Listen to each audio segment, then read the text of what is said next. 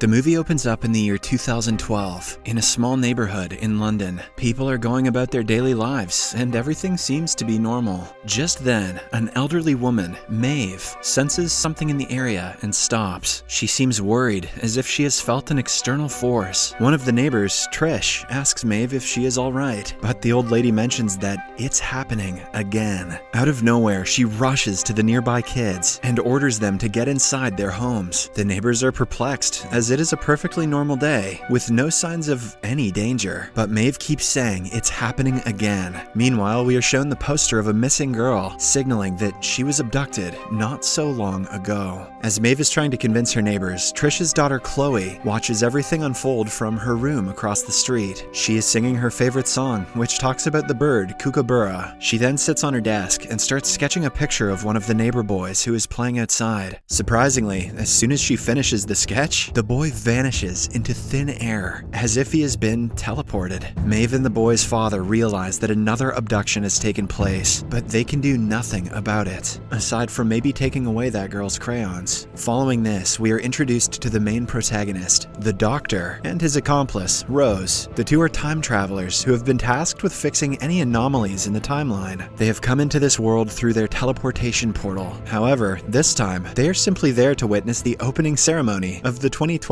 London Olympics. As the two are walking through the same neighborhood, they come across the posters of the missing children. The Doctor, being a curious individual, doesn't believe that someone in a quiet neighborhood like this one is capable of abducting children. Hence, he goes around the neighborhood and starts inspecting. When he reaches near the house where the last boy disappeared, he suddenly senses a wave of energy, thus concluding that the abductions are related to something supernatural. Meanwhile, Rose talks to a maintenance worker named Kel, who has been fixing the potholes in the neighborhood. It turns out that the Olympic torch is going to pass through this street on the way to Wembley Stadium. On the other hand, the Doctor gets into trouble for snooping around someone's house like a thief. Rose and Kel rush to help him out, while Maeve and Trish arrive to defuse the commotion. Once everyone is gathered, the Doctor takes out his police badge and mentions that he is a detective sent by the government to solve the missing children's case. When he asks if anyone has any information about the abductions, Maeve steps forward and reveals that an external force is taking the children away, and she can feel them.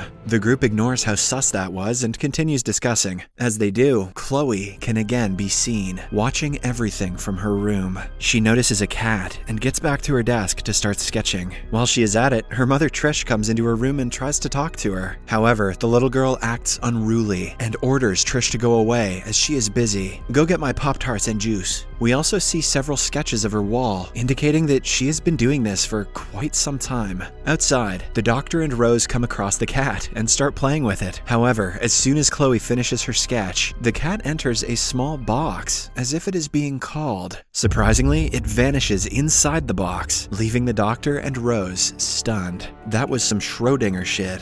In the next scene, as Rose is investigating the neighborhood alone, she hears a strange noise coming out of one of the houses. Although hesitant, she opens the door, and a large supernatural-looking ball jumps at her. Fortunately, the Doctor arrives in the nick of time and neutralizes the ball, hence saving her life. Later, the two take the strange ball to their lab to find out its composition. After a bit of research, the Doctor finds out that the ball is actually made of graphite, the same substance that is found in an HB pencil. He also gets to know that the ball is charged with ionic energy, and that is why it came to life. With all the information, the Doctor concludes that the ball is just a pencil scribble, which was thrown away after the sketch became useless. Hearing this, Rose chips in with her theory that whoever is making the sketches has the power to either create or erase things from Earth. She also suspects Chloe, as the little girl is the only one who doesn't come out of her house, and looks weird all the time. Harsh. The following day, the two arrive outside Chloe's house to meet her, but they are stopped by Trish, who mentions that her daughter is busy. She also looks scared, as if she is hiding something. The Doctor senses this and promises to help her daughter, and this time, Trish agrees. After letting them in, Trish reveals that Chloe has been acting strange for the last couple of months. She never leaves her room, and scribbles random sketches all day long. Trish also mentions that her husband died a year ago, and they're happy about it, since he was a very bad person.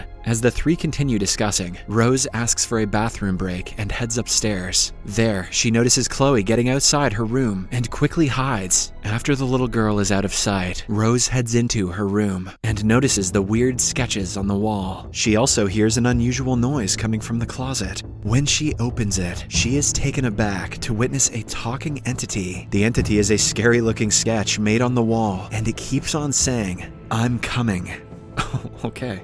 Meanwhile, the doctor meets with Chloe and tries to interrogate her, but the girl again says that she's busy. Suddenly, he hears Rose's scream and rushes upstairs. On reaching, he sees the entity trying to come out of the closet and immediately closes it. Trish also arrives and gets angry that the two have barged into her daughter's room without permission. Just then, Chloe reveals that the entity inside the closet is her father, and that she sketched it after she saw him in her dream. Worried, Trish asks her what's going on, but as usual, Chloe does not respond.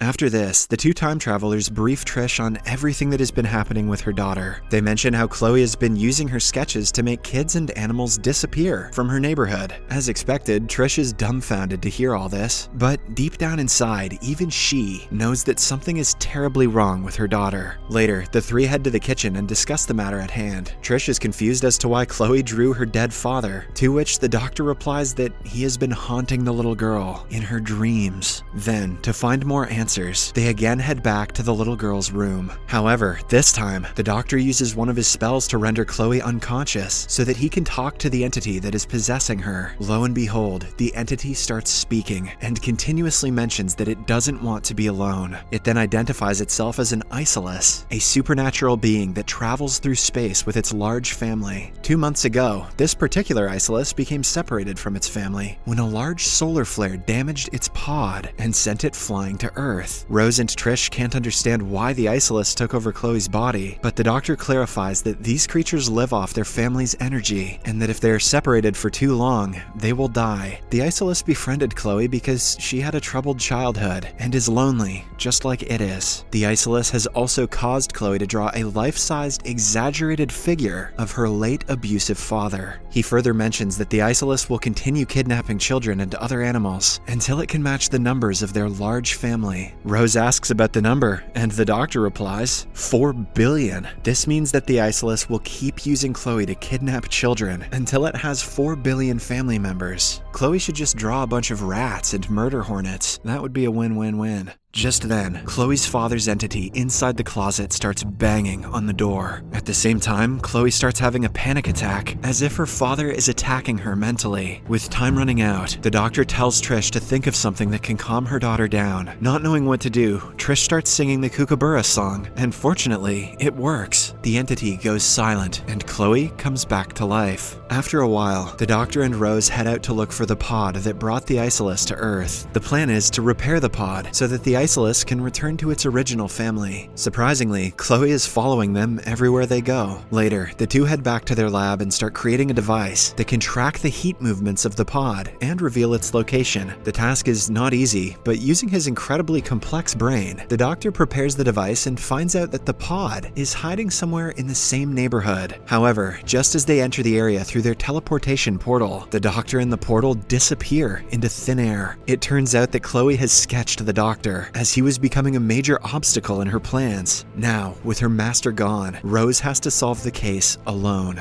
What if Chloe draws Rose too? In the next scene, Rose hurries to the streets and starts looking for the pod. A few hours pass by, but she doesn't find a single clue. Suddenly, it strikes her mind that the pod feeds off heat energy, meaning that it must be repairing itself in the hottest part of the neighborhood. She then approaches Kel, the maintenance worker, and asks him the location of the largest pothole he fixed recently. Kel thinks for a while and points at a nearby place where he deposited a lot of hot tar. Wasting no time, Rose grabs an axe and starts digging. Her plan comes to fruition as just after a few minutes, she finds the pod. Elsewhere, Chloe watches the television and sees thousands of people in Wembley Stadium waiting to witness the opening ceremony of the 2012 Olympics. Unsurprisingly, this strikes an idea in her mind, and she starts sketching the entire stadium. Shortly after, Rose arrives at the house with the pod, but it's too late. Around 80,000 people in the stadium have disappeared into thin air, and the news is being broadcast live on television. Sadly, this is still not enough for the Isolus, and it orders Chloe to sketch the entire Earth so that it can abduct everyone and make a large family. Rose tries to stop Chloe, but the entity inside the closet threatens to come out if she gets near the child. With all hope now seemingly lost, a sketch inside the room suddenly moves. It is the doctor's sketch, and even while being abducted, he has managed to communicate with Rose. In the sketch, she is pointing at the Olympic torch. At the same time, the television also starts showing the Olympic torch rally, which is nearing the neighborhood. The reporter says that the torch is a beacon of hope, integrity, and love. As soon as Rose hears this, she realizes that the doctor is signaling her to throw the pod inside the Olympic torch, as love is the only thing that can repair it. She immediately heads outside and joins the large crowd that is waiting for the Olympic rally to arrive. Once she sees the torch, she throws the pod into the air, and it lands exactly at the right spot. With this, the Isolus inside Chloe's body realizes that the pod is about to be fixed and decides to return home. After it leaves her body, Chloe returns back to normalcy and hugs her mother. The other abducted children also start reappearing, and even the entire Wembley Stadium is filled with the previously abducted spectators. Rose celebrates her victory with Kel, but when the doctor does not reappear, she becomes worried. Just then, she hears a monstrous scream from Chloe's house and rushes to it. It turns out that the Isolus had left a small amount of energy behind, and using it, the entity from the closet has come out. It has trapped the mother-daughter duo inside and is coming to finish them off. Rose, realizing that the entity is merely a lump of energy, tells Chloe to stay strong and sing her favorite song. Although scared, the little girl starts singing the Kookaburra song, and her mother joins in too. The plan works because the demon can't stand the sound of their singing, and it is pushed back inside its world forever. In the final scene, the television shows that the man carrying the Olympic torch is exhausted and injured. Just as he is about to reach the Wembley Stadium, he collapses to the ground. Surprisingly, the doctor pops up out of nowhere, carries the torch, and heads to its designated destination. As the crowd and the entire world cheers on, he climbs up the stairs of the stadium and lights the Olympic flame. Did the first torchbearer just die, or? The movie ends as the pod finally generates enough energy to travel back to its own galaxy. Subscribe for more videos like this, turn on notifications, and leave a like to help the channel out. Thank you for watching.